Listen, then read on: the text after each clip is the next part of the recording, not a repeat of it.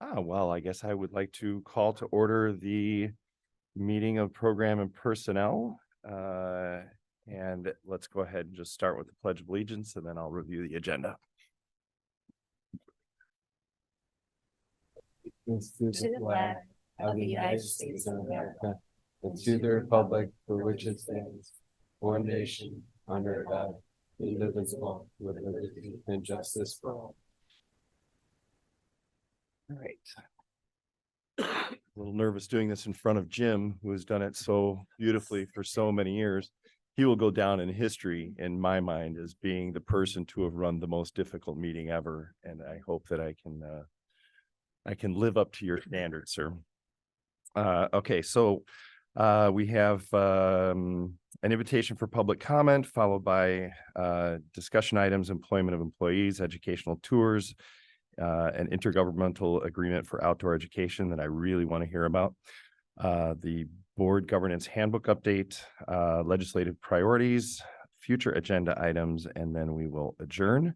Can I make a brief edit? We are not prepared to discuss the legislative priorities. We'd like to do that at a future meeting. So Okay. if we could strike that, please. Absolutely. Thank you. Okay, and now as you say that, I recall I have not sent you my legislative priorities yet. Well, Now, It does say draft on what was attached to Yes. the agenda item. yes, it does. But we'll bring back an even more fully prepared discussion item. Okay, I see that we have members of the community here. Do we have anybody who would like to speak? So invitation for public comment, seeing none. We will move on to item 3 for discussion. And then before we get started on any of these, I just have a general question. On some of these, like the educational tours, like the descriptions, the Vernon Hills Outdoor Adventure Club, the Camp Duncan request, those are all under administrative content. Those should all be public content prior to every meeting, and that exists here and in other spots.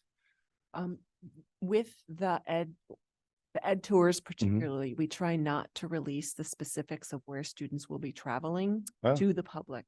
Okay, So we put a very brief summary so the public understands what kind of learning experience the students will be having, but we only share the Got it. details of the trip with the board members. okay, that makes sense. Mhm. And then I'm assuming the same is true then for item C, the intergovernmental agreement, because that's also in administrative content. Yeah, so I had the brief summary in the public comment, but because we're still working on some of that legalese with us in the village, Got it. I don't want to. Okay. So the assumption moving forward is if it's in administrative content, it's just not ready yet. It's not, or we don't want to publish it because of security reasons. Correct. Okay, For example, Super. the intergovernmental agreement will be published once eventually. we vote, Correct, yeah. once it comes before the Yep. board and Right. Yep. meeting, whatever. Okay, super, thank you. Okay, so we're headed to 3A, employment of employees. And Take it away. And for the employment employees, we are going to remove Jessica Trujillo from there. So we had offered her a position, but she has since turned us down and taking another position. So, and that's on consent agenda. So when that comes across in the board meeting, her name will not be on there. Okay. Were there any questions about any of those? I had one. I did have one question. You go right ahead. New? I was interested, especially with the interventionist, the 2 new positions. Did we not have any in-house? I mean, was there no interest from in-house candidates? I noticed both of these are new employees coming from outside the district. Was there no interest with current faculty? So so these positions are part-time positions. And the funding still from ESSER funds. So these are just, these are part-time positions that we have. John Bacta has worked with us last year through some of the ESSER funds, and Stephen Murphy has done some long-term subbing for us in the district. So Okay, thank you. And my question was about Stephen Murphy. He's a former superintendent. Yes. So his, Cool. yeah, How cool is that? Yeah. So Yeah. he's, pardon? Yeah. I mean, he would certainly know education, but that just caught me by surprise is all. and John is former educator too. So we have two great people helping our students, and they're doing more than just sitting down with a student and working on algebra and geometry. They're also communicating back to the teachers and to Good. the staff, and who needs the help, when did they come for help, this is what they're working on. So there's it's communication with the teachers, which is important. So it is tough to find the right people, but somehow Nice. we found two quality people. Okay, so no other questions for 3A. Let's move on to educational tours. And Yesenia was ill this afternoon, so she is at home, but I should be able to answer any questions you might have about the ed tours. Okay. Does anybody have any questions about the ed tours? I had only one, and that is the Outdoor Adventure Club is going whitewater rafting. I assume all of the waivers and whatnot are handled through the organization because it's a little dangerous, right? So the parents sign off on a waiver. Yes, it would be through the company that Right. organizes that event. I went to their website. It looks like fun. I'm excited for them. Anyone? Okay. So now I'm looking right at you. Got anything? All right, that's good. It's good that the kids are having all these experiences again. So. Yeah. Okay, moving on to 3C, the intergovernmental agreement for outdoor education with the village of Libertyville. The background information is pretty clear, except that we're building structures like temporary.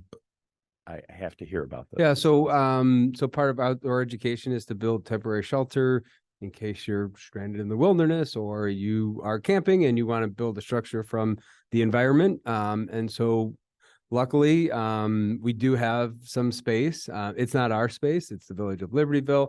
And just for your, the board to, it's hard to describe the space. We tried to think of the area, but it is the area right by the path right here. So in between, as you walk out the back path to the right of the path towards Butler Lake, it's back in there, and a lot of people really don't realize that there is space in there. And so we would like to utilize that space. The village is on board with us utilizing the space, but we need to have an agreement with them. And so my hope is we've reviewed this internally with our team. So I shared it with our assistant principals, also our department chair for physical welfare, and said, does this encompass everything that you see that you're doing? They met with the village prior to all this. And so they all have an understanding of what is going on. I put that into an agreement. I've also shared it with the village. Our hope is that they are able to review it internally with their attorney also, and that we can both approve it at us for our September board meeting, and them about the same time. So With all the popularity of TV shows that feature the building of temporary there you go. structures, I Yeah. think this is right in line with what is popular, Mhm. modern. Cool. And again, it is great. I think both of our outdoor education classes, and you saw it from the trip that they're going on tour, that our students are able to do some of these great things and get outside and learn. And so How many total students do we have in these classes now?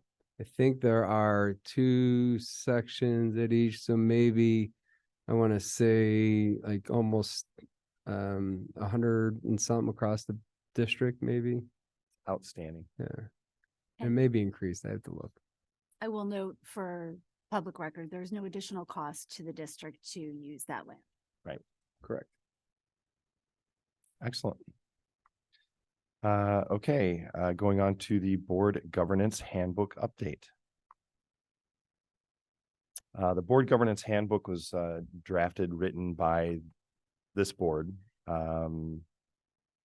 we decided that there needed to be a way to onboard new board members as they get elected. So we'll be going through the process eventually of finding a new board member. And one of the expectations will be that they read the governance handbook, and that will show them, like, it's creating our culture.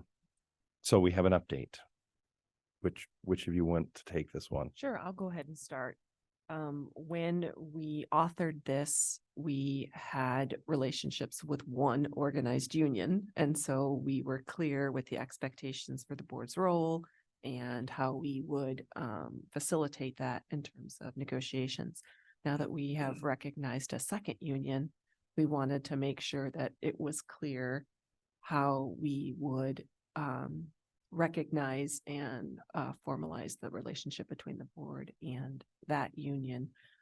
We did get recommendations from our attorney that for this union, he recommended that board members not play a direct role because of when and how the negotiations take place.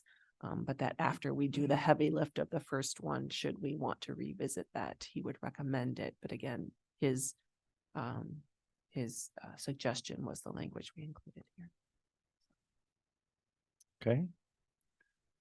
Anybody have anything they'd like to say about the handbook? All right. I just had one question on that area, and I know, Denise, you're pretty good about looking at what other school districts are also doing. Is that fairly standard practice for that type of union to have the board get involved sort of at the end versus in the sausage making? I might actually defer. When I talked with Lynn about this, he said, yes, this is standard. And actually, I think the idea of having board members directly at the negotiating table is in itself, for even the teachers union, an anomaly. That across the state of Illinois, most board members do not sit at the day-to-day bargaining sessions. But I know that's been a historical pattern for D128 and something that this board values. But I think that's where he said, let's make sure that we're already sort of in this unique situation by the prominence with which the board plays in the teacher negotiations. Let's maybe step back and fall in line with what is a traditional approach in terms of valuing the board's time, and making sure that because it's likely to correlate really strongly with the handbook that Bryant has already built with the union, and then also correlate with the teacher's contract, that there'll be a lot of meeting time dedicated to things that the board would probably not want to spend its time on. So that was his overall recommendation, to make sure all of you were using your time wisely. Very good. Thank you, Will we Denise. have to adjust the signature page or create a second addendum or something? Because this was affirmed by, and the group of people, including Casey, who won't. And I guess that would be maybe one other thing, knowing that we are making this change to reflect our newest union. I also would want some input on, should the signature of this be once we've seated our new board member and had a chance to review it. So we can adjust the language, and then maybe even think about having an onboarding session with the new board member and signing it as a new team of 8. That could be one thing that we consider doing in terms of the timeline for it. Yeah, I like that. Okay. Okay, if there's no other discussion on item D, then we are skipping item E and moving that to another time. So that brings us to future agenda items. They are listed under public content, but highlights. I have a suggested future agenda item. Okay. I mentioned. It is for a future agenda item, not for a suggestion for our next item. But I noted with interest that Highland Park High School is piloting a weapons detection system at one of their entrances.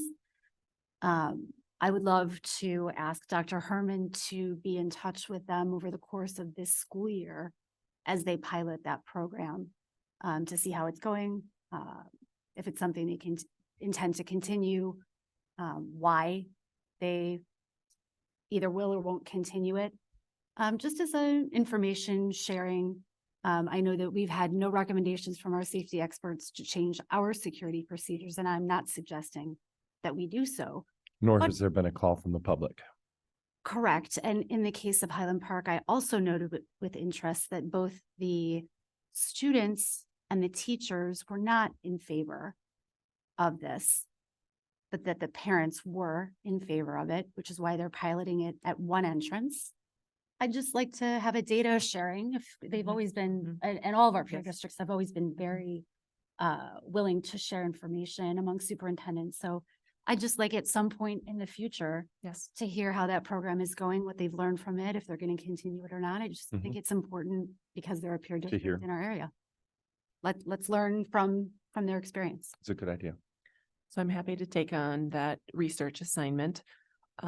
It will also dovetail. I just want to remind us that we did have our own safety team come and present. I believe it was last January or Mhm. February. So the board had that comprehensive review of the safety timelines, the trainings we do with staff and with students. And so that continues to be our foundational practices.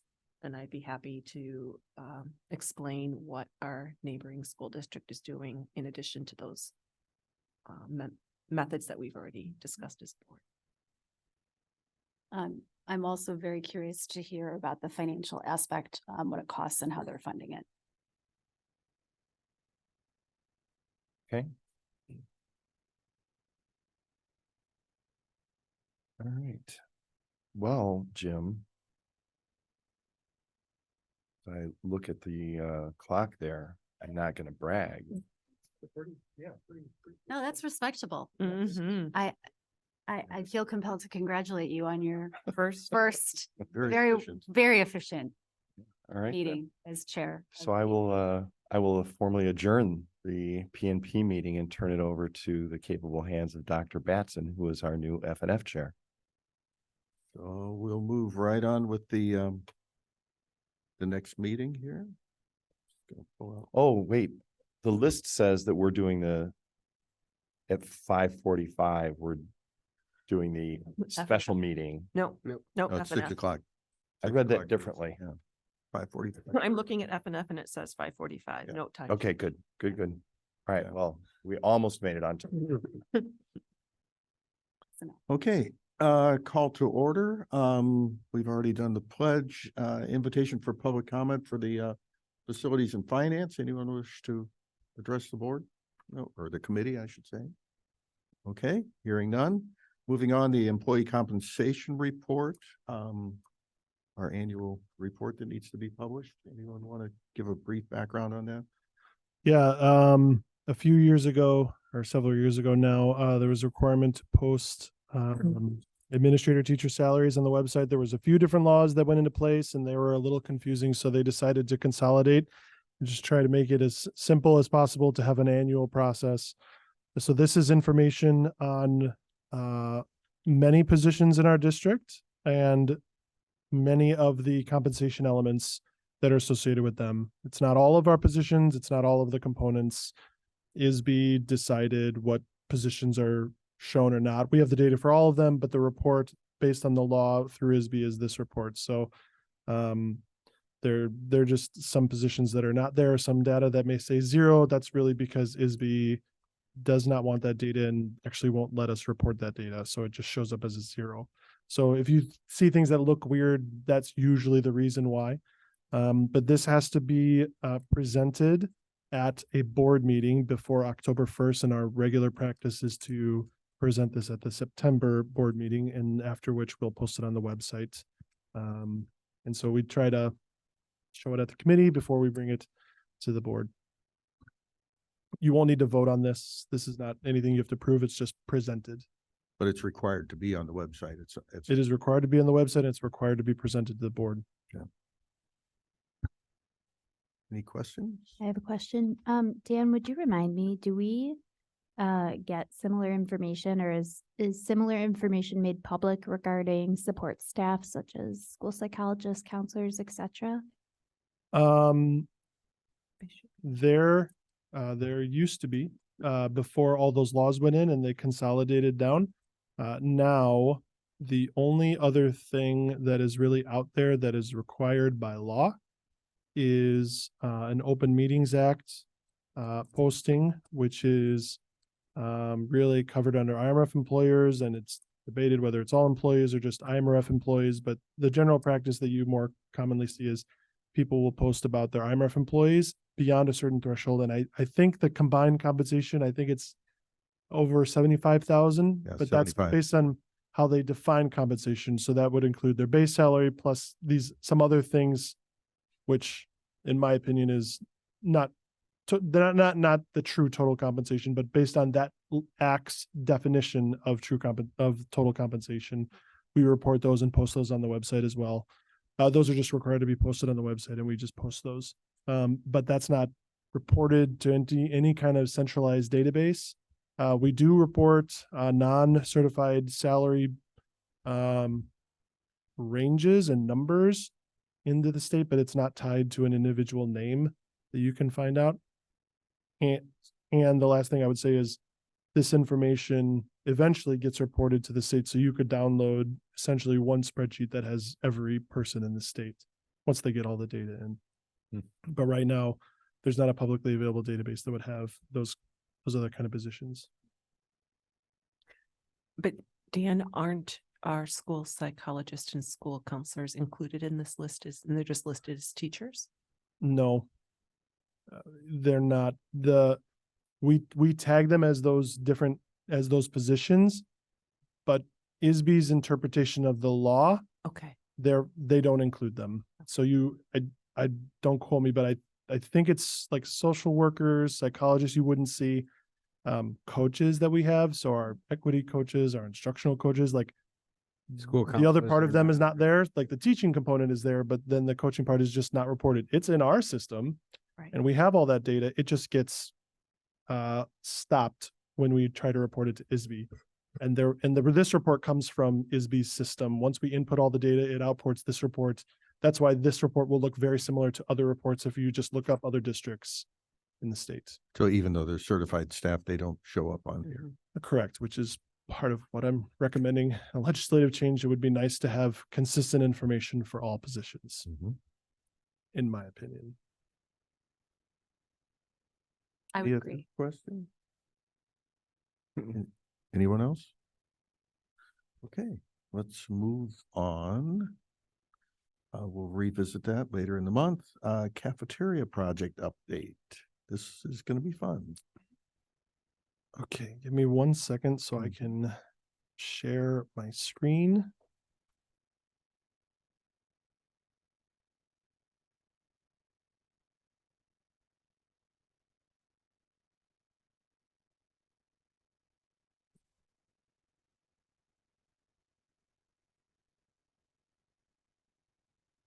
We good? Are you good, Sanal? Okay. So, wanted to give the board an update on where we are with the LHS cafeteria project. We met Thursday or Friday? Thursday. We met Thursday. It was our 5th meeting to review this project. And I wanted to walk through a few things. So I wrote a report to try to give as much as I could as a comprehensive summary of where we are now.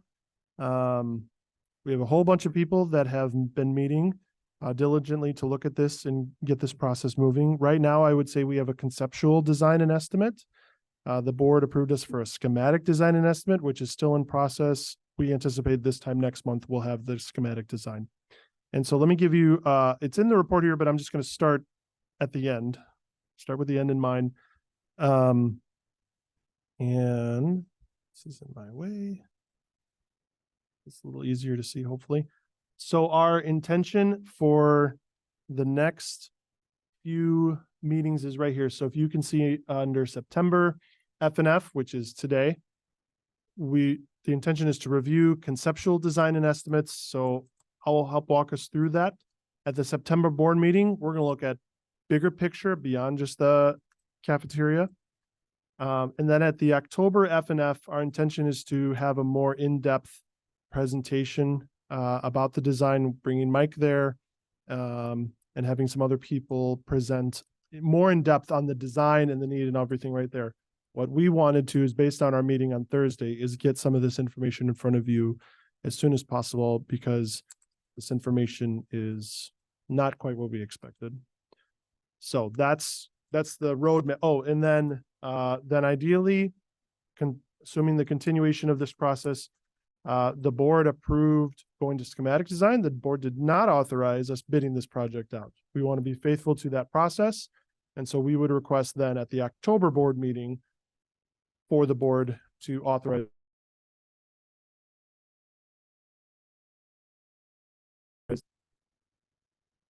Step after that is you react to the bids. So that's a roadmap for that. So so the next thing I want to do is walk through where we're at in terms of conceptual design. But as I was kind of practicing for tonight and trying to walk through it, my natural inclination was to say, here's what it looks like right now, and then here's what the future state is. However, I realized I did not include for you a current state. And so my apologies, that didn't occur to me until this afternoon when I was preparing for this. So I tried my hardest, and I am not a graphic designer, to put together some way to view what the current state is. So this is my attempt at doing that. Figured out how to add squares and make them adjust the opacity. Opacity? Is that the word? The see-throughness of it. So here is the best way to review what we have right now. And I'm trying to match the colors. So, and it's not terribly labeled. I apologize. This purple-ish area is the current kitchen on the floor plan. It's oriented north is up. This is the current kitchen where they prepare the food. The yellow is this place, the servery, the place where they serve the food. So we have this area they walk into, and then this other area they walk into. And then if you notice here, there's another little area that I have marked off because there's a Deli station. kiosk there that is where food is served as well. So I'm trying to represent that as best as I could. And then in the back here is where you have the teacher's caf, the teacher dining area in the kind of lighter red color. And then the lighter green area is the current dining, I believe, for, pardon? It's Thank very, you. very well done, Dan. So that is current state. Now, let me try something. One sec. See if this works. That work? Almost. It's good.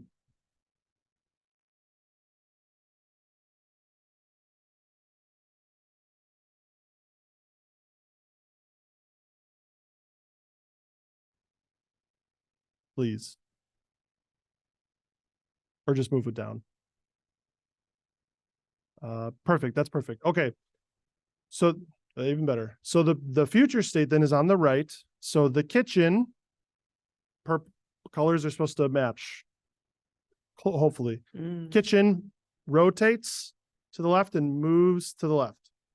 Rotates counterclockwise and then moves to the left, replacing the teacher dining area, taking over the bathroom. So on the left, if you look at the current state, to the south of the teacher dining is two restroom toilet areas.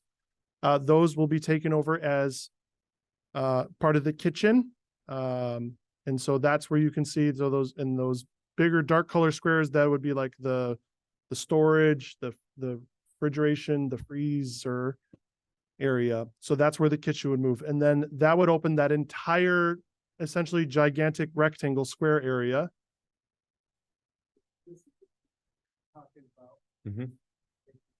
The bathrooms.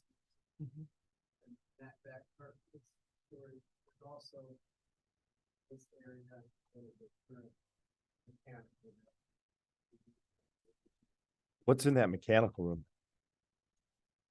Is that like, Mark, I'm not sure what's in there right now. What's in the mechanical room? There's, oh, sorry. Supply and return, units that actually work, the other side of the auditorium. So we need to relocate those. Those units are original. So, they need to be replaced. So it only makes sense for us to relocate closer to the zone that they are serving. They actually go all the way across the ceiling of the studio theater to feed the one little section over here. I'm sure they had a very good reason for doing that at the time. Addition after addition after addition. right? Yeah. Just to get my bearings, the stairway we come up back here to come, Is Is that- right is next right to the there. mechanical room. That's Yes. the stairway under Brian's arm. Mhm. okay. That stairway. That's the studio theater stairs. Mhm. Were those Yes. restrooms that we're taking over for the kitchen, were those rehabbed in our this past summer? They were not. But perfect segue into what about those toilet rooms? You can't tell this terribly from the drawing, but again, this was after our meeting, which we did not then have time to go back and create a very pretty document to be able to illustrate this, but at the October FNF, we will have excellent visuals to see exactly what's happening.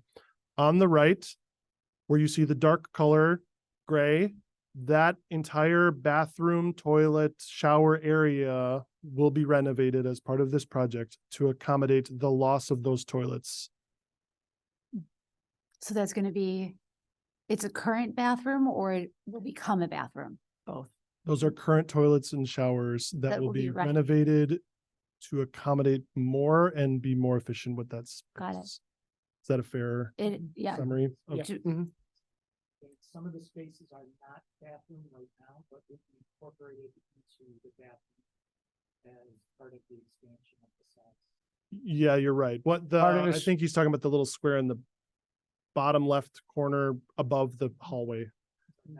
Actually, Yeah, the, right, yeah. but the areas with the X's where they're pointing out to the, that's the elevator, and then to the right, that's part of the locker room. It's shower areas and toilet rooms. And we'll incorporate that because the showers are the old style, inefficient.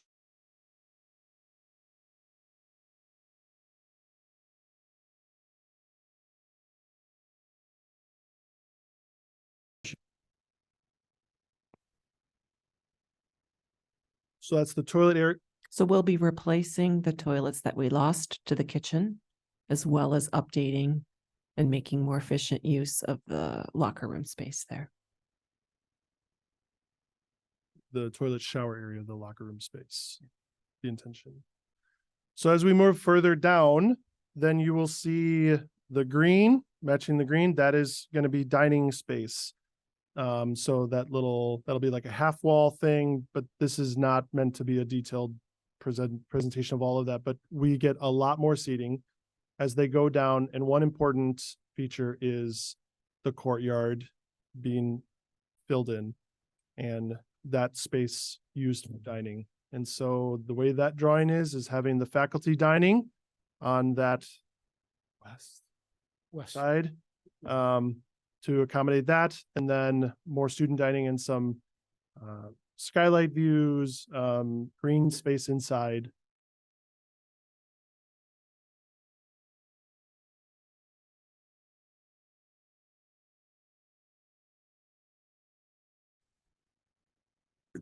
I mean, it could, we're not terribly sure how tall it is, but it could be a very tall space, but the intention is to go up one floor-ish. But on the south and east areas, there's classrooms. Where, So we have where to be very Brian- careful about those looking right out here. over and sound into the. This right here, second floor classroom. Right. Above it, this doesn't have anything above it.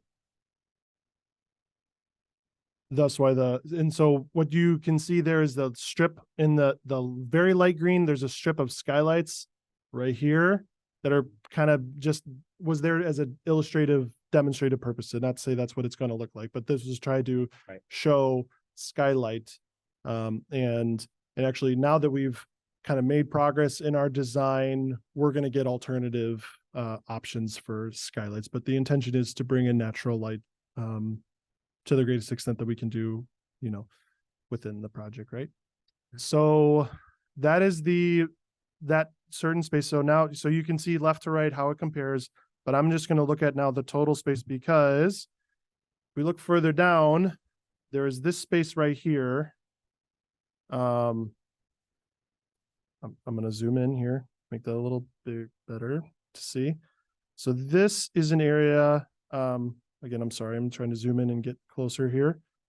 This is an area called learning stairs, communal stairs. It's a stair area that would start on the first floor, right near the entrance. So, I mean, the entrance of the school is right here on the right where it says vestibule. That's the front entrance. That's the main entrance of the school. Then you walk in, the gym is up here. This area would be, you would see up there are these stairs that go up to the second floor, into the second floor hallway. Reason why those are there is an original plan of this cafeteria included maybe putting some stairs at the south end of the cafeteria here. However, as we investigated it and the team, I didn't do it, as smarter people investigated this, it would require the loss of science labs, plural, that was unacceptable in due to the nature of those rooms. This space, the architects felt was a better space, and they felt that the loss of the space, I'm not sure what space would be lost on the second floor. Just one prep lab on the second floor will be lost. There's an existing staircase in that area presently, and there's a small storage underneath. So it'd be loss of that pink area of 309 square feet. I'm not familiar with the term learning stairs. Could someone explain that? And if we have an equivalent at Vernon Hills High School that I could mentally pull up? We do not, but there are many examples at other schools that we could give you provide visuals for. I believe Stevenson has something like that too. They have a few of them. They're very large. They're on the one side would be normal stairs so you can walk up, and then there would be kind of very large, bigger stairs that the idea is It's like stadium seating. Mm-hmm. So if you can think of the Vernon Hills pool, they're kind of seats in there. They don't actually have benches. It's just carpeted, Big, wide. wide. It's almost like a landing to lounge Yeah. and gather. So kids hang out there, they eat their lunch there, but if you were like taking a class outside, for example, you could have your kids meet at the stairs, you could do an introductory thing and then take them out. So it's. Could you use the Google? I use it. Did you? It's my middle name. Got it. Thank Yeah. you. And similar to, I think some of the spaces that are utilized at the front foyer at Vernon Hills, next to the pool, they have high top tables underneath the stairs. They have some gathering area, and then the upper commons at Vernon Hills. And when you look at older schools like Libertyville, those common areas, foyers weren't, constructed or anything like that. And so to find areas for students to gather, to have that space, and also to maybe help open up that front foyer a little bit at Libertyville to make it, walk in and maybe open up a little bit right there by the main gym. I think another thing it would do is bring a centerpiece focal point to the front entrance of the building once you walk in. That doesn't, I don't know, that really exists right now in this building. So that's the learning stair area. Again, October FNF, we will have Mike here to be able to show with much better detail. This is just to get a concept of what we've been talking about and where we are. So that is the very basics of what the design is looking like. Before I move to the money, what questions may you have? And so the board's aware, the square footage being used is very close to the square footage at Vernon Hills High School? And the goal was to seat 450 students was the goal. I think we ended up with 440 some at Vernon Hills. We didn't quite make the 450, but that was the goal here, was to make the 450. So it's comparable, servery is gonna be about the same size, and the kitchen's approximately same size, just a hair larger, So not much. may I ask a question? So this is like our dream scenario, right? This is all of our top wishes. This is what we hope we can do with the resources we have. This is how we envision it, correct? And I know we're about to talk about money, but I imagine there's, and I read in your report, there's different scenarios. So I want to clarify for my own sake that this is as good as it gets in terms of what we hope for, yeah? With all of these bells and whistles. I would agree with a lot of what you said. What I would say is this is the current state of the design. Is there a more fancy is the only word I can think of. Is there a fancier design that we could have? Yes. For sure. The sky is the limit. This is the current state of the design that the committee has settled on. I guess I want to echo that, having sat at 4 of the 5 meetings, that this team has been very thoughtful in creating ideas and putting what we know to be good learning spaces for students at the priority, but it has not been frivolous or asking us to put things on this design that would not be something I know many of you could support. So when you said, is it all the bells and whistles? No, because I think the committee itself had a range with which it knew this board and the community would be comfortable investing. I And- wanted to know exactly that, get a sense for kind of where this falls on the spectrum of what we need, what we can afford, et cetera. And piggybacking on that question, is there a scaled back version that would still allow us to make other capital investments that the round estimate of this one will force us to forego? Right now, the only realistic options we have is either this, there's really 3 main options that we have at this point. It's the stairs, removing the stairs from the scope, having not quite as many skylights. So what you see in this little picture represented by that sliver of rectangle, the option that is more skylights is essentially double that. That's what that is. So those are really the three options that I felt we really had coming out of that last design meeting, that we said we really better bring something to the board before we get much further down and don't want any surprises. And so are there options, to say it another way, are there options that could reduce the scope to this to still accomplish everything we want to do? Maybe. I don't know that the committee has really processed through that necessarily. So I know you're going to get to the money piece. I guess I'm wondering if we forego option 2 and option 3, would that leave over enough capital where we would not have to postpone LHS bathroom renovations or the Vernon Hills High School LST renovation? That's a great question. Maybe let me just look at the numbers, and I think that might help inform an answer to your question. Because I think that that's an important question that I think these numbers will help illustrate it. Great. I think. So if I look at the estimate, there are detail.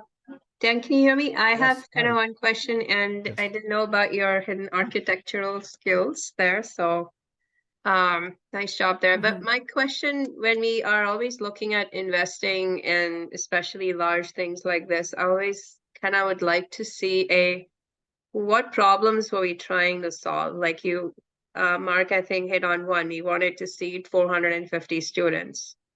Are there other sort of goals that you shared with the design team to say, make sure that whatever design you have has XYZ whatever those requirements almost are. Because if it comes to paring down on we should do this versus take this out versus take this out, then it's important to know what were the key requirements or key things we wanted to make sure stay. To answer that question,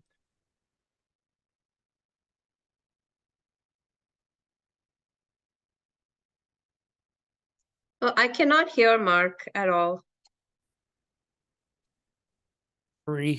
to efficiently get the students in and out as quickly as possible.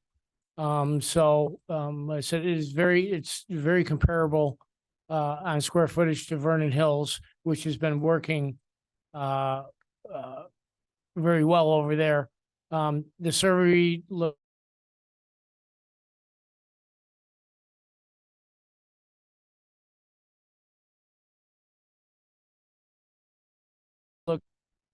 you have to take down structural walls, but you need for efficiency to be able to cross over and go, you want to grab a hamburger and then you want to grab salad, and you want, so everybody can move around efficiently in the area.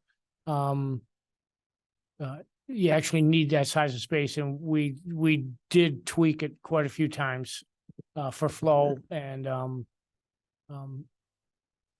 the space. Can I add something? Ms. Kulkarni, the other thing was the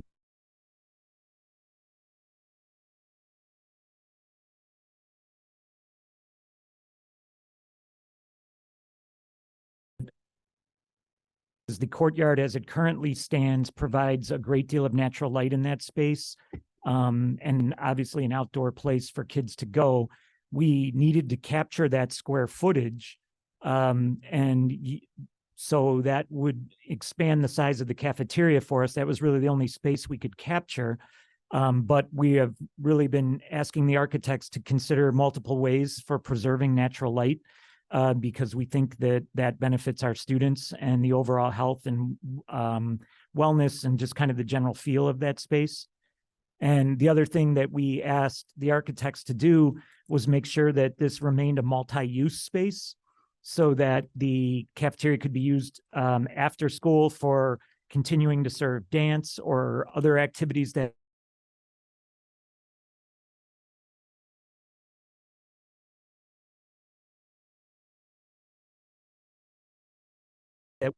we asked. And then the other piece was that to preserve some piece of like a student gathering and informal feel, like a coffee bar, coffee shop type of feel. In our Quest contract, they had we had worked with them to include the creation of a coffee bar space where kids could grab snacks, drinks, juice bar, coffee bar, and after school type of nourishment. And so those were some of the design parameters that we gave to the architects as they worked through the multiple designs that got us to this point. Thank you. And I'm not questioning the fourth. Oh, I'm sorry, Sanal, go ahead. I just had two follow-ups. I think one that Dawn would like, but have you also considered making this, more efficient green, the color, not painting the color green, but you know what I mean, by making the entire space more energy efficient was kind of one question. And the second was, have you gotten any student inputs into what they think is important?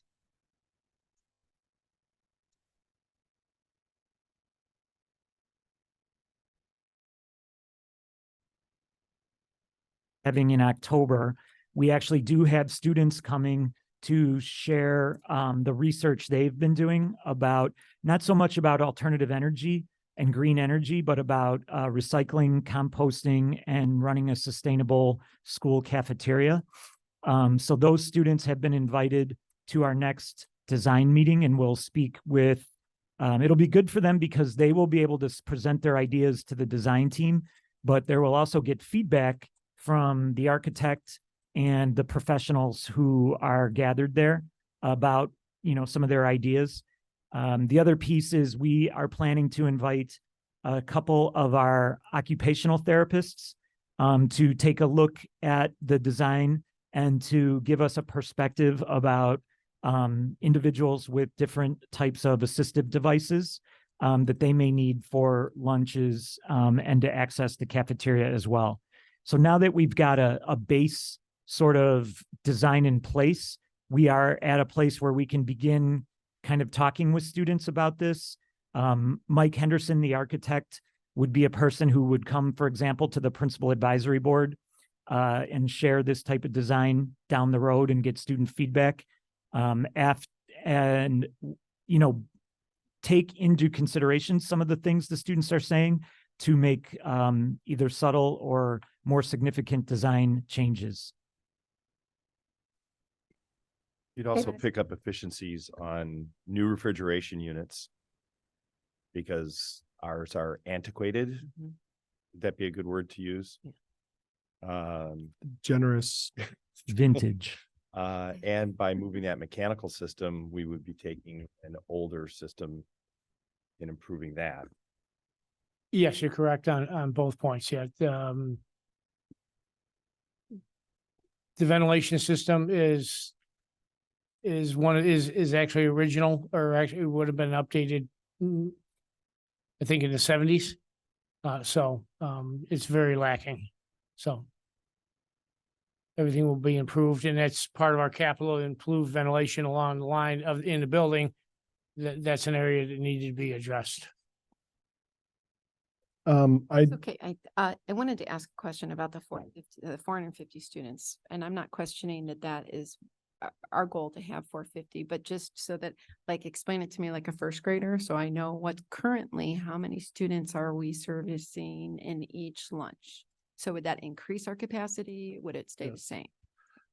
Yes, so I can give you an example based on schedule. So right now there are four, the only way to accommodate all the students right now through the lunch period was to have 4 lunch periods. Having 450 would allow you to have flexibility in the number of lunch periods you have to have in the day. So right now, the lunch room capacity is one of those big rocks that determines the rest of our schedule.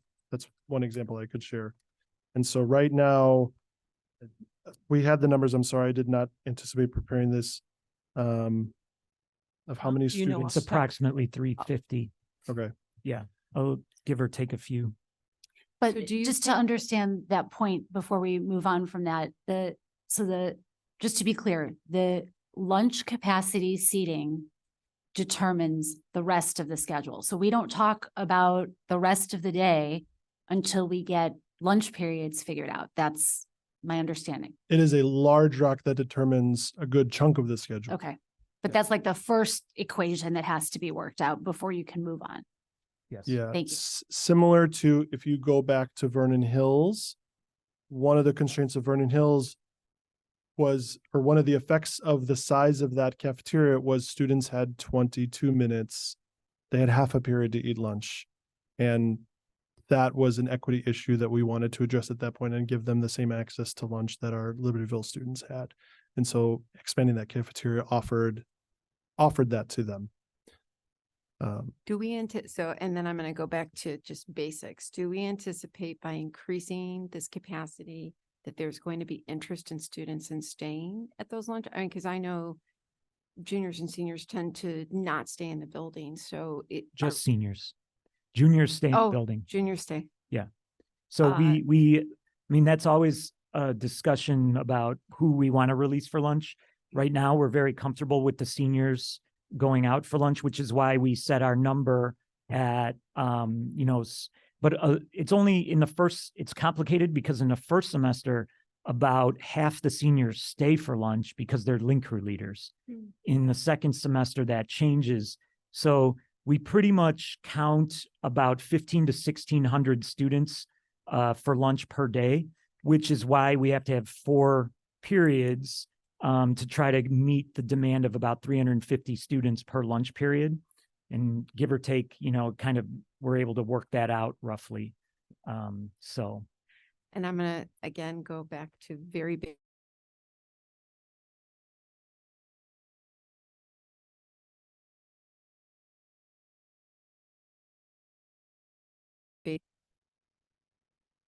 Not gonna be 6, probably not gonna be 10. Like when we go to do renovation in our own, is there no design that could stay within what our initial estimate was for this project that would serve tick all of the boxes that we're looking for, 450, updating?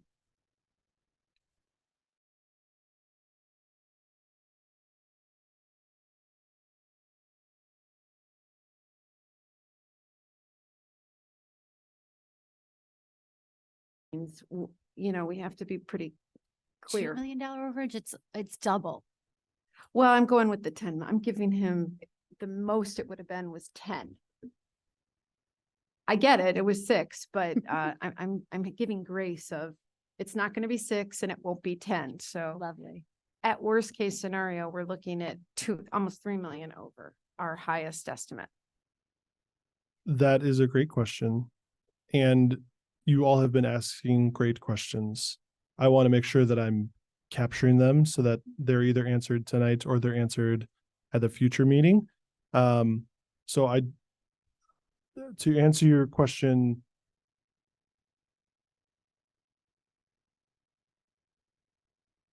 I would need to run through the numbers first. Let me run through the numbers. I'm not and second then- guessing what the committee did, and I certainly don't want to devalue the time that they've spent coming and bringing this, but this is a huge. Yeah, I mean, this is our job to ask questions and explore all of the alternatives with our administrative partners so that we make the best possible decision for our community. And I also share your trust that if there is a lower cost option available, whether it's with our current design partner or exploring other design partners, that you would bring us that information. Thank you. Before I get to the numbers, I just, forgive me, Sanal, you asked about sustainability. What was your other question? What were our goals?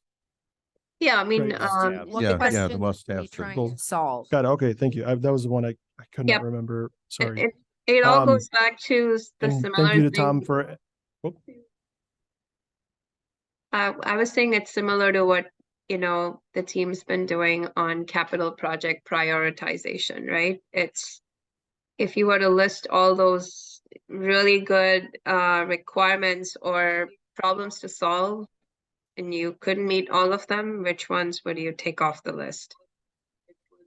Is one way to think about it. Mhm. Or how can you solve them all, but at a lower cost, which means something has to give, right? Those are kind of next steps. And my only other question, I think, So I have believe was student input, which Mr. K answered. Oh, yeah. Mhm. So I have a clarifying question too, to go back to Kara's comment. We're looking at the target of 450 students per lunch period, and that's to decrease the number of lunch periods that we have. What's our current, how early or how late do students eat lunch currently? Or breakfast or 10:30. dinner? Yeah, they start lunches third period. So that's approximately, and I have a student here on my right. So, but I think it's approximately 10:15 to 10:18 is the first lunch. And then the last lunch is third, fourth, fifth, and sixth. So the last lunch is sixth period, which goes to a little bit after 1 o'clock. Did I get that right? 6 starts at 1 o'clock. Yeah. Excuse me. Thank you, Adam. Yeah. Third And- starts at 10:30 and 6 starts at 1 o'clock. Huge range. Yeah, it's a very early for somebody that's like does athletics after or activities after school and they're eating lunch at 10:30. That's a long time. The other So I piece think on that- the design, Jim, sorry, is Yeah. not just to get 450 into the cafeteria, but then you have to get them in through the lines. Through the line, yeah. as Yeah, well. the whole So- overall capacity. yeah, Right, yeah, that's the other complicated part of Right, it. It's, yeah. you can increase the size of the cafeteria, but then people won't be able to move through it in an efficient manner to have everybody get their food and eat in the allotted amount of time. May I ask, another question about the purpose of the learning stairs and it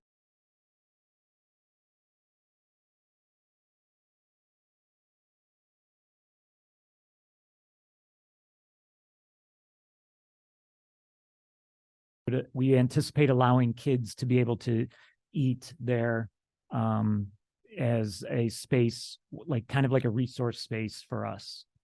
so But they are not in the count that the architects have. They're not Oh, the yes, 450. thank you, Denise. the tables represent Correct. seats. 400, Yes. yeah. This is bonus seating at this point. And that would also be like blended space during the day, that kind of. Flexible. And just the reference to the number of seats is there's a range, meaning if we wanted to, we could fit a whole lot more students in there with seating that is very efficient, like long tables would get more bodies in there. This is showing a collection of variety of different seating options, large groups, small groups, like want to eat alone spaces to provide a variety of options available to the students. I can't answer the question on the sustainability.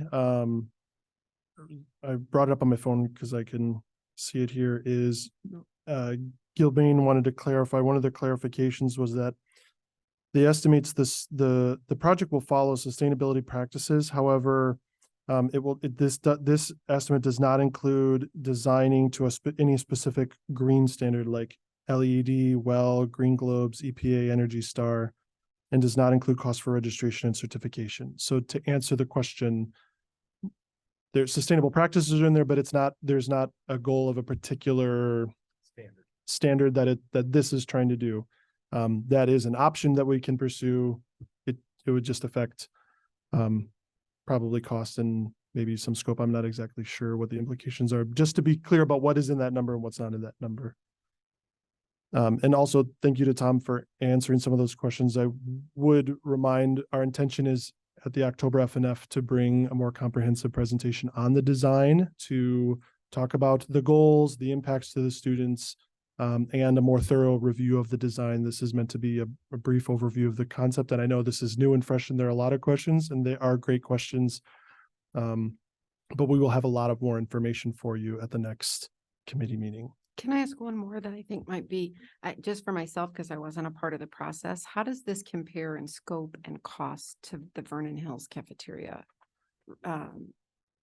Yep, the Vernon Hills cafeteria, when we were estimating, we estimated somewhere between 5 and 6 million. All in, I'm calling it roughly 6. But when we bid it, it's all one package. So they don't subdivide the different categories. It was one package, which added to the total 30 million that we ended up spending on that big project between the two schools. One important difference is at the Vernon Hills cafeteria area, we didn't really touch the kitchen at all. We did some venting, but we really did, it was not a major overhaul of the kitchen, like the back of house where you're prepping the food. The major overhaul was the servery and the student dining. So that alone, and based on the estimate, so the numbers I have for you include a kind of a breakout of each area. The kitchen itself is about $3 million. So that was just not something I didn't quite realize until after we got the details and we're trying to understand why is this so different to what would have happened at Vernon Hills. And 3 million of that is because of the kitchen is a massive part of this project, where it was not So- part of the project at Vernon Hills. The other Would you say difference, the 50% increase in the servery and dining is more just about supply chain and inflation, and this is now what it costs to do renovations? Are we getting similar? So to answer that question, I need to go back to what was the $6 million number. The $6 million number was an attempt at a guess at the range. And I tried to foreshadow that it's a range. It depends on the scope. So we don't really, at that time, we especially didn't really know the scope. We just knew this is the area of the building that we're looking to touch. Now that we understand the bathrooms are getting affected, so that affects these other bathrooms over here, these other toilet areas over here. and just kind of the offsetting implications of the different things we've lived through. That's how we understand how the scope has grown from what would have been just a cursory guess originally. I think another thing is when we first were guessing on the 6 million, we didn't really count the courtyard getting taken over yet. And that's a significant cost because that's a new foundation and a new, ceiling and roof you have to put in. And just the other thing is things are a lot more expensive than they were even 3-4 years ago. And the other answer was just like, I was wrong.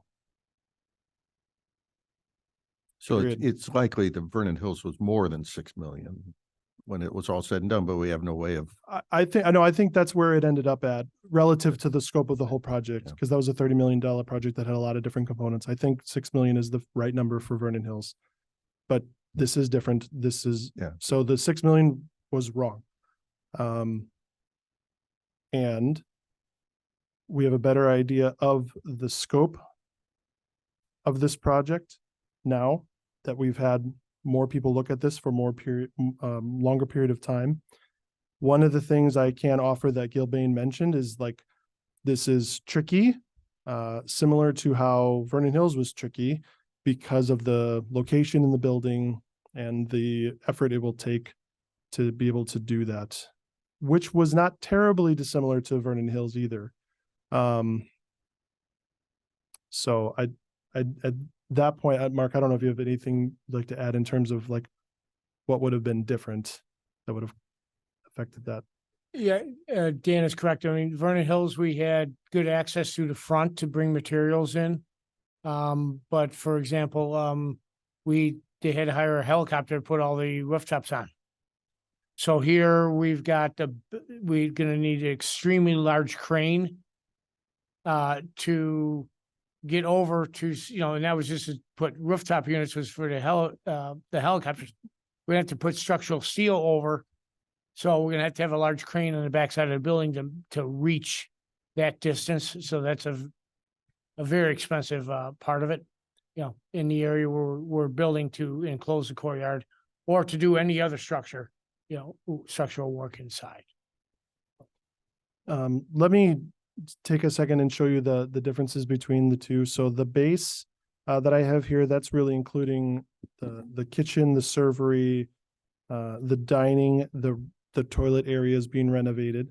And then option 2 is then adding on more skylights. So that's doubling the skylight, that the essential skylights that are in that view. That cost difference is like $160,000-ish for more. So that's just knowing kind of what's there. And then to then add the stairs is about another, not quite 500,000, but call it that for just being round purposes.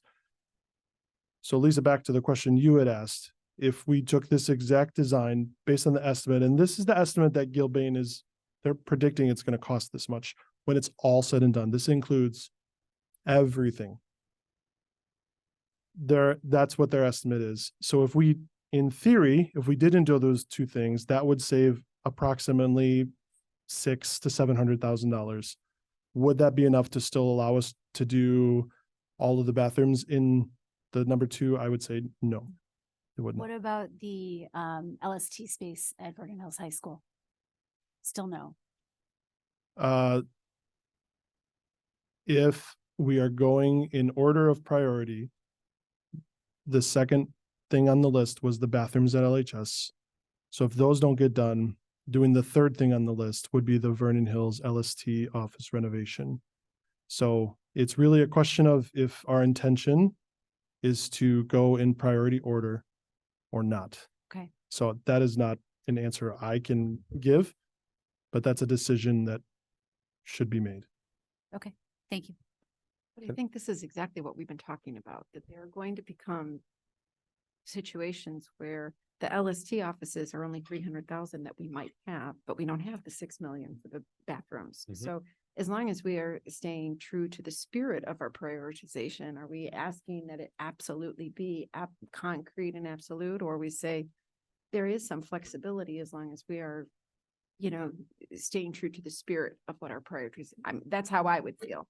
That's why Dan and I thought it would be important for our next conversation to go back to the bigger picture Mhm. list. So we're trying to make sure that the conversations the board needs to engage on are in an order that makes sense to you in terms of thinking about this new information, then putting it in the bigger context, then taking a deeper dive into the design before you need to be prepared to make a decision on going for bid or not going for bid.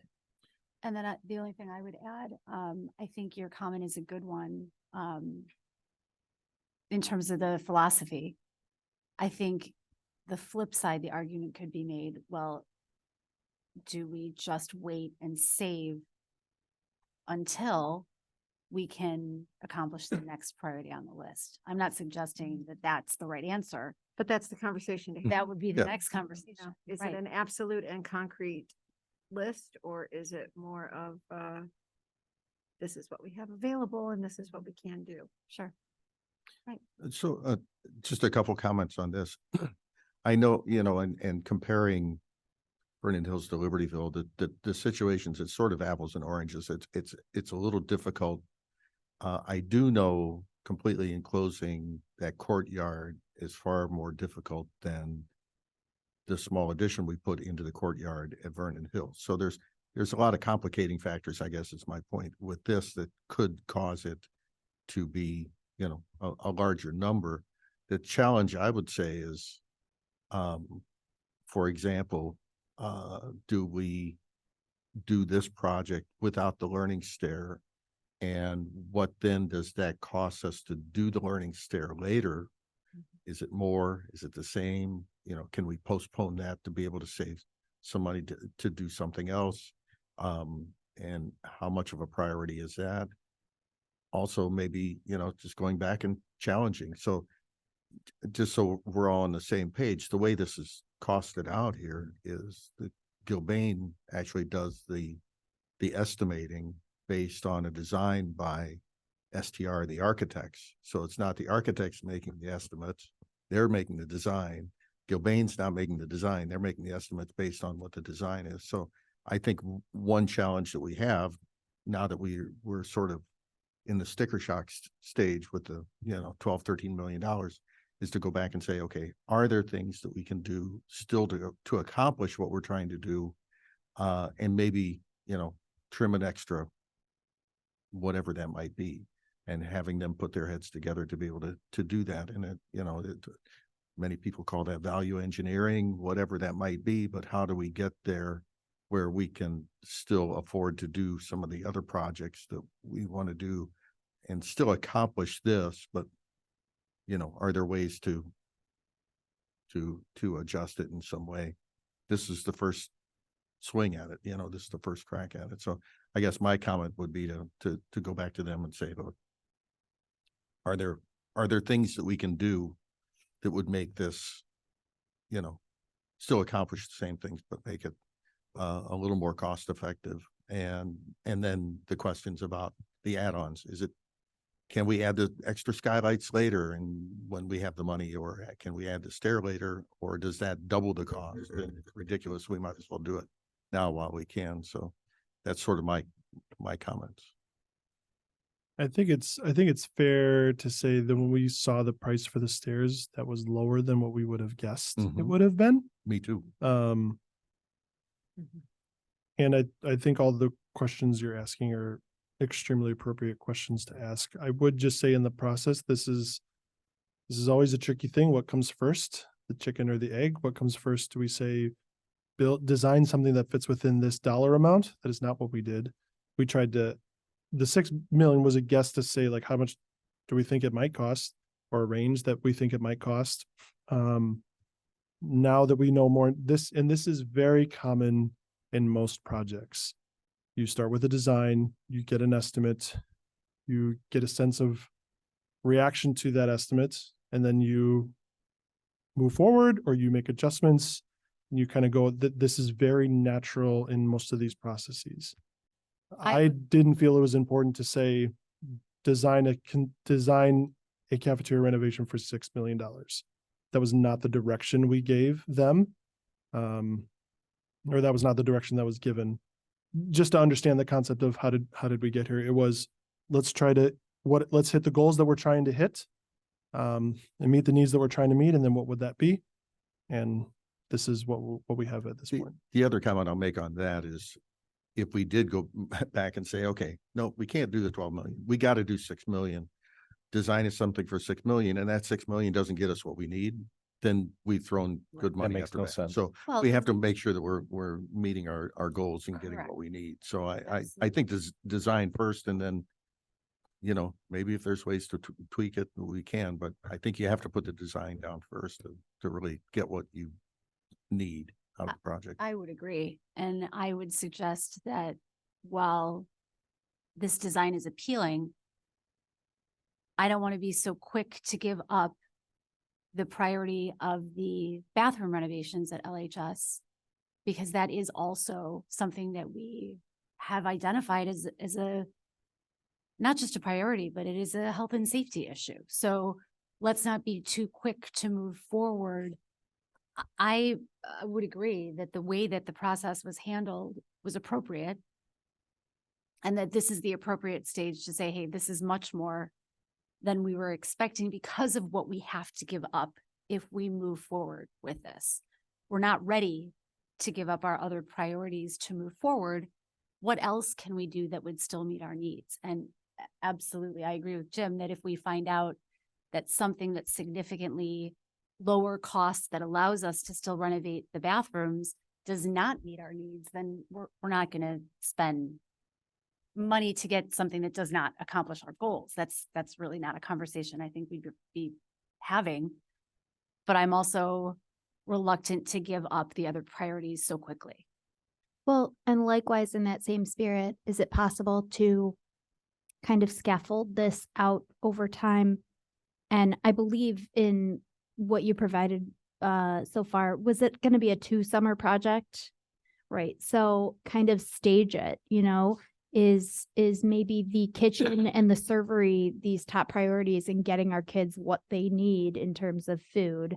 Does you know, can we put that out and lay out that cash, so to speak, in that first phase, and then come back years later and kind of just upgrade as we go? Is there a downside to doing that? Is it more expensive to draw it out that far? And these are all questions, obviously, that you would need to take back to the team, but certainly I think that may marry logically if we want to also honor the other projects that we have in mind coming up. Conversely, if we expand the scope to accommodate 450 students and renovate bathrooms, what does that get us? Because I think economy of scale is more likely than a significant reduction in meeting our priorities. So In the same way, Lisa, we added, I you know, agree. we renovated several bathrooms with This this summer. project. Can we add, are there others in the area that might make sense without increasing significantly the project? Lisa, I agree. Yes, I was Mel? going to suggest that is, you know, sometimes we think about reducing, but what about if you added 1 or 2 bathrooms? How might that look? And can we get it all done in one shot?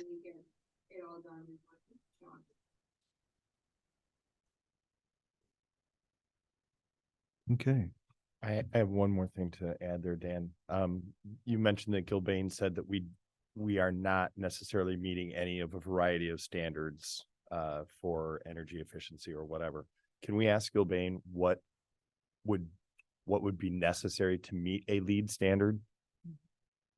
Like if we're close to a LEED standard anyway, and the difference is 4 inches of foam insulation versus 3 inches of foam insulation in the attics, well, then let's consider that. So if there's a significant cost increase to meeting a LEED standard, then that would make it prohibitive. I understand that, but we don't know what that is.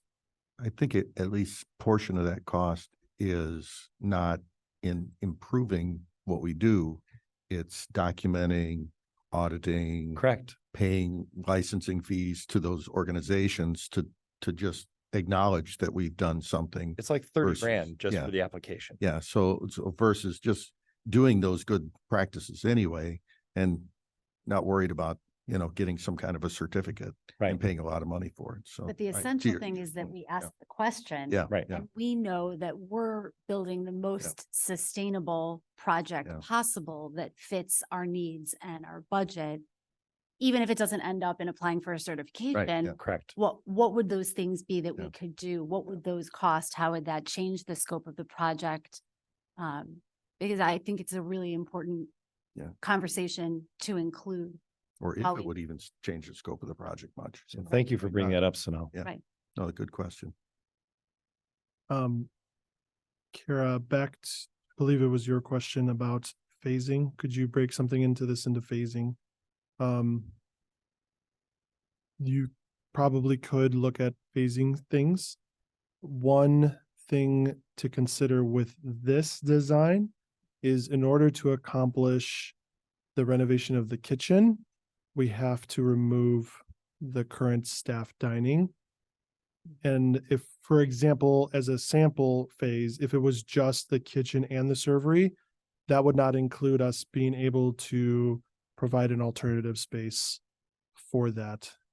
So meaning the phasing could be, but there may be implications that we would probably need to think through some of those too. Don, can I ask a clarifying question to what you had asked? Are you curious about specifically lead standard, or are you interested in what would it Lead something I'm familiar with. So, but it would not necessarily have to be USGBC. It could be some other entity, but I like the lead standards. I understand them. So are you curious about what would be necessary for us to meet some type of objective sustainable standard? Yes. Okay. Lead being the one that this is not an area I know much about. So Gilbane, they do. They do. for sure, and Yeah, they for do. sure, our architects would as well. Yeah. So. Okay. I just thought of Okay. something. Anything else? Are there any grants or anything available, like from the industry, if we were to pursue any of these sustainable standards?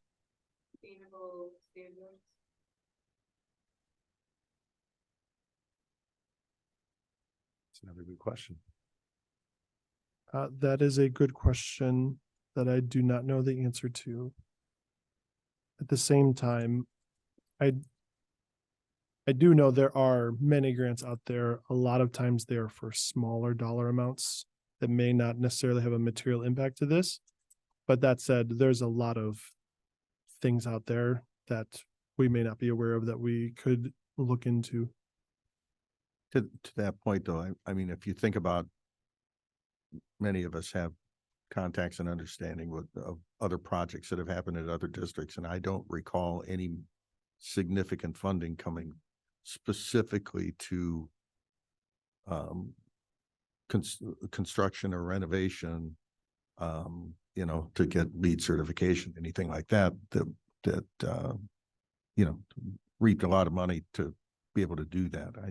I have never heard of anything like that. Yeah, maybe to put some grants to put solar panels on the roof or something to that effect, but just as a general renovation and trying to improve the footprint of that renovation, I haven't heard of anything. So there might be, but Gilbane will have an idea. yeah. They Yeah, might have but some. it might looks have like we something. have to build a new roof for the open space at the courtyard space. Can that have solar panels? I mean, I'm just kind of getting as creative as I could and see if we can get some financial help.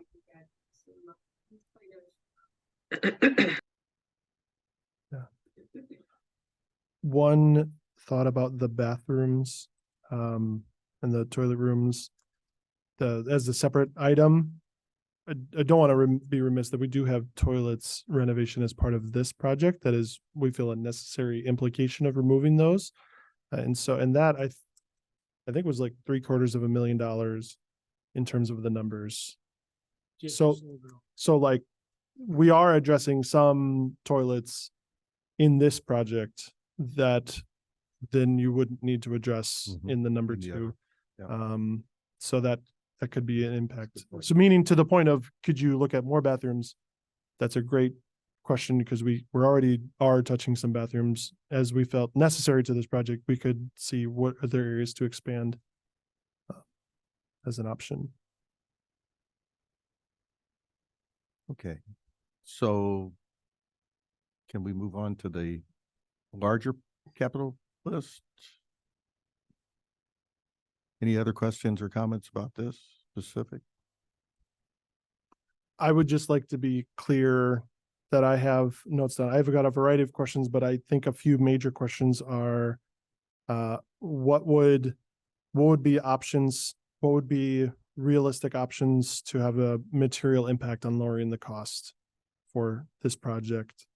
If we don't do some of these components, for example, the stairs or the skylights, what potentially could those be if they were on their own? Is there a way to look at phasing this over multiple projects that wouldn't materially hamper our ability to operate?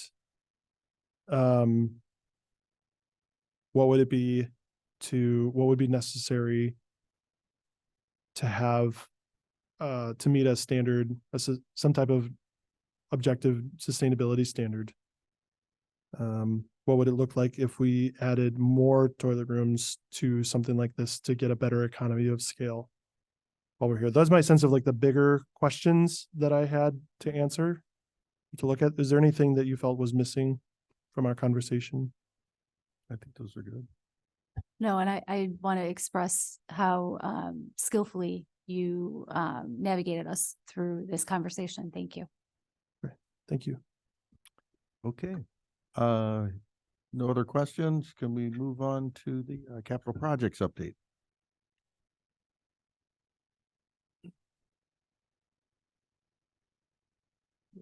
Sorry, 1 second. I had to close my internet. Is this the summer capital projects? Hmm. Mark, do you want to just hit highlights of this is the final-ish version of how did our summer projects end? A lot of visuals associated with those that we didn't quite have last time. Anything that you want to highlight? Unfortunately, I can't get back into my Gmail. It won't let me log back in. So off the top of my head, at Vernon Hills, the baseball infield project was completed since our last meeting. The weight room flooring, everything was corrected. You'll see the pictures. It looks fantastic. The kids are using it. You were happy with the way that it looked when you walked down the hall? Yeah, I was very happy with it. Second time's a charm. The baseball infield looks terrific. We're delay at Libertyville with the handrails at the washrooms. There is temporary handrails there right now. Out by the stadium. So there was material delays and expected in a few more weeks. But we were told August 28th before. The scoreboard was finished. We didn't have those pictures. And I think that captures everything that the projects that weren't finished at the time. We got delivery of the truck. Oh, and we did, yeah. We picked up the truck, yes.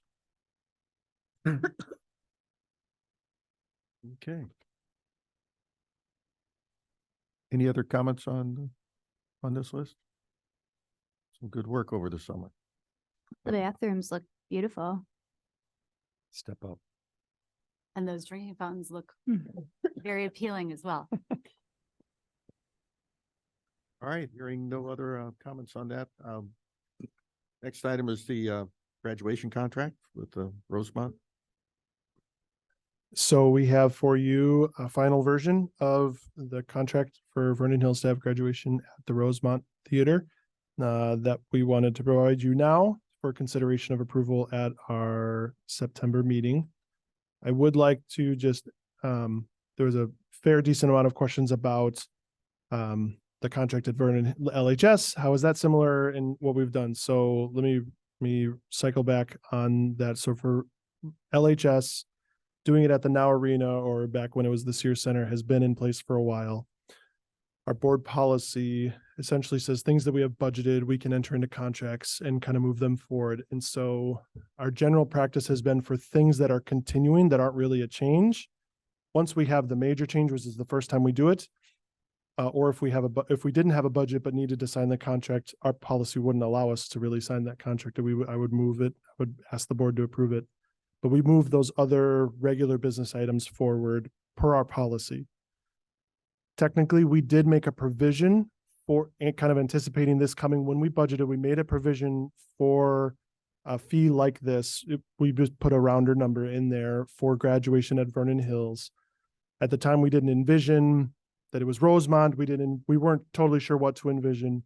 And so because of that, and because of the very newness of this and how some of this has been public at board meetings, we felt it was recommended to bring this to the board for approval, but we wouldn't have normally brought, and actually the Libertyville High School graduation is a 2-year contract. This is the second year of that contract. So there's already a contract in place for that. So this would be just for the 1 year. The amount, $43,000, is extremely similar to the Libertyville High School graduation. So in terms of cost, it's very, very similar. And we just had some few minor term adjustments to the contract, but the Rosemont people are very happy and very excited and very, very happy. They're very joyous people that are very excited for us to have graduation at that facility. So Dr. Gilliam presented more context and background. This is really more about, here is the contract, here is the amount that we would look for approval at the September meeting. Okay, thank you. I would, my only concern with this is, I think the contract's great. I know, for example, the technology people this will be something new and different to go remote. And if they're planning to do video production like these talented folks over here do at the WOW Arena or whatever, then WOW now Arena. Yeah. That's quite an undertaking. So, if there's any contingency for additional support or staff, because these folks will be busy at one place while this is going on. So just to make sure that the people putting on this production have the support they need, whether it's the tech folks, whether it's the organizer, people organizing or guiding people or processes, whatever. Spoken like a true director of technology. Yeah. We always. I just know big events like that they make it look very easy. When you see it happen, but there's a lot of work that goes into that, and going through it for the first time in a new location with maybe gear that hasn't really traveled much, that kind of thing. That's just want to make sure they have what the resources they need. Any other questions on this? I have a stupid one. I In the had one. fee, what are the gobos? You have to get in line, Sunil. sorry. Hang on, so now one. In the fees, it said that the fee covers everything except for gobos. What is excluded? Respectfully, I have to reject the premise of the question. It is not a stupid question because I asked the same question and I don't think it's a stupid question. GoFan, or what is it? Go. Gobo. Thank Gobo, you. the That type of light. those are the banners that hang on the side of they flank each side of the stage that typically has the school logo. They put lights on it. They're these gigantic, fancy banners. That's what those are. Yeah, with like specific lighting kind of thing on it. Yeah. Mm-hmm. So those we would have to purchase separately. They are not BOGO. Mhm. Okay, so now you have a question? Yes, I saw did I read that correctly, that there's only 50 parking spots? And everyone else has to pay $20? Mm, We'll pay the fee. I believe No, the way they're the charging. contract is structured is that we pay part of the 43,000 includes paying to buy out the parking lot. Oh, includes In the the whole. 10,000 to buy the We parking lot. $10,000 to buy out the parking lot. If we're gonna Okay. That have is my more than understanding. 500 cars, then we're gonna make money on that. Okay, then I must have read it wrong. Thank you for explaining. Okay, anything else? Okay, looking at the agenda, we have the future agenda. Oh, Forget, one more I'm thing. sorry. Sorry, Sanal, look, your question alarmed me because I thought I remembered looking at this to make sure. Section 17 does say that we have the right to use 50 spaces. If we're going to use any more than 50 spaces, the charge will be $20 per car. And then in parentheses says, unless there is a buyout. So we did elect the option to do the buyouts in our fee. So Okay. that wouldn't apply. I'm Got looking it. to my left, but you're on the screen to my left. That would not apply. Thank you. Okay. Future agenda items. These were actually the same ones that were listed on the PMP. Mhm. Anything else to? For the board meeting, yes, but for the October Yeah. committee meeting, they're unique. So we're gonna look at the tax levy, estimated tax levy. Again, the capital projects for next summer. And then school maintenance project grant, how that's gonna be used, and more on the cafeteria design. Anything else? Okay, we will call this meeting to adjourn. Chairman wanna- Batson. Yeah. We did have a LHS student who was arrived to participate in public comments, but he arrived late. I don't know if he missed his opportunity or No, If- there's a public comment section coming yeah, up there's at our another- next meeting, which Okay, starts. We're doing a special meeting right after 5 this minutes. that'll have public comment, so you can address us then. Which is coming up like right now. Do you Right want to now. take a 5-minute quick break? No, because I I'm think this good. will be real fast and then we'll take a break before we adjourn. Okay. The closed Executive session. session, yes. Okay, then I will call to order the special meeting for tonight. And we will start off with an invitation for public comment with a 3-minute time limit.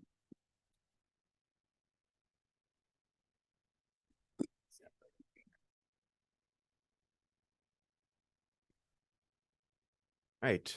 So I heard a couple of you mention this earlier, but there's been a growing interest among students and some of our environmental organizations at school for increased solar energy or solar panel usage. Do you mind telling us your name? I'm Sam Powell. Hi, Sam. And you're a student at LHS?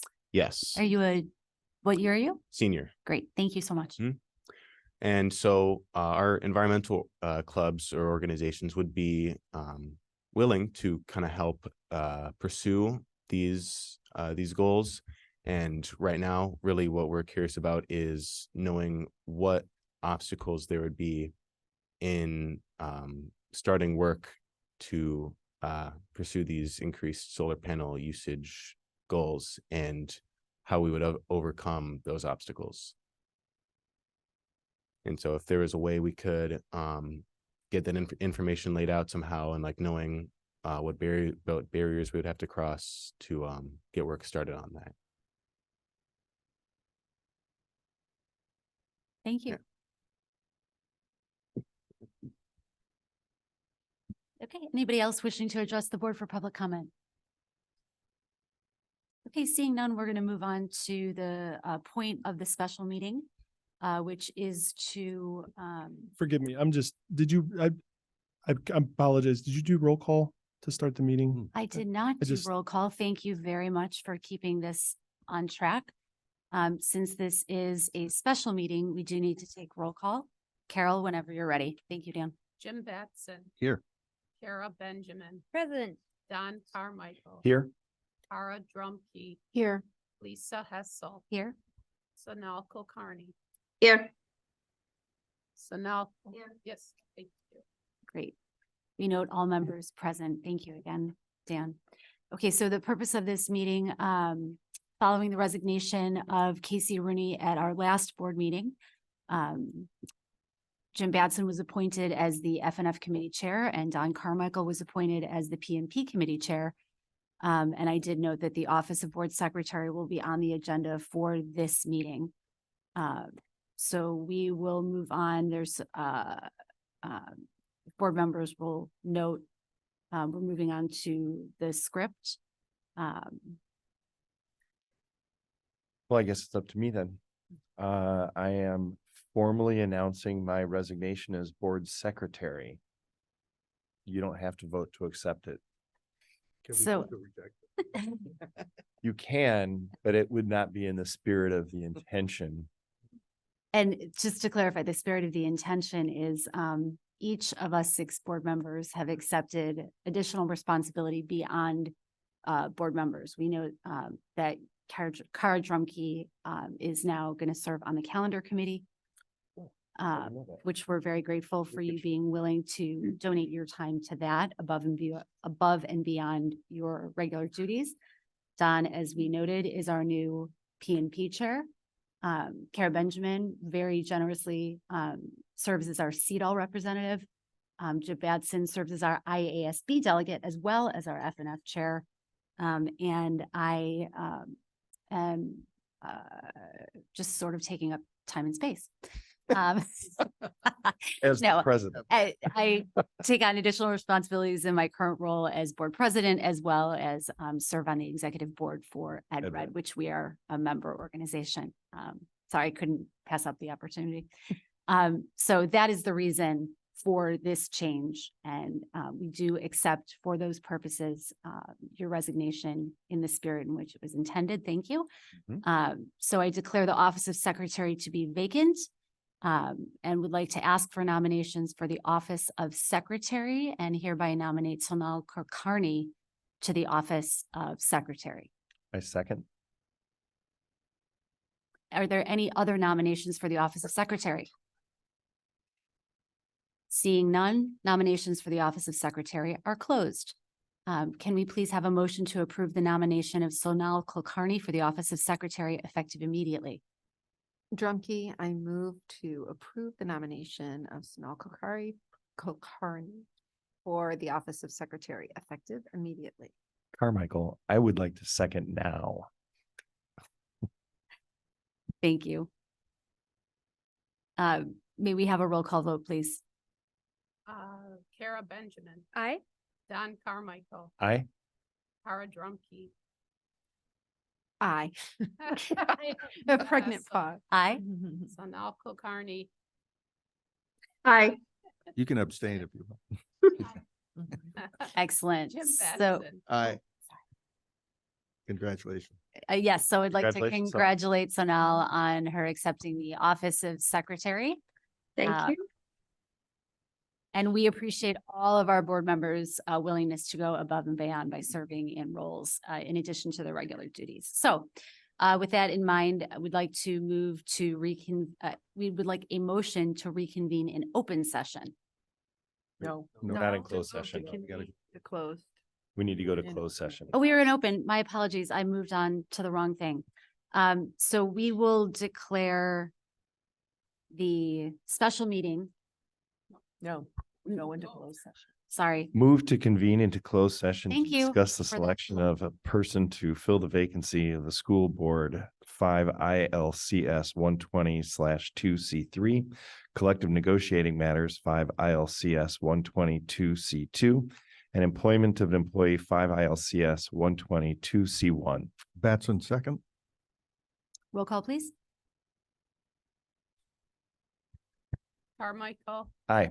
Drumkey, Aye. Hessel, Aye. Kulkarni, Hi. Batson. Aye. Benjamin. Aye. Great. We will take a 5-minute recess before we convene in closed session. Thank you, everyone. When we return to open session, it will be for the purposes to adjourn the meeting. No further action will be taken. Which means feel free to go home.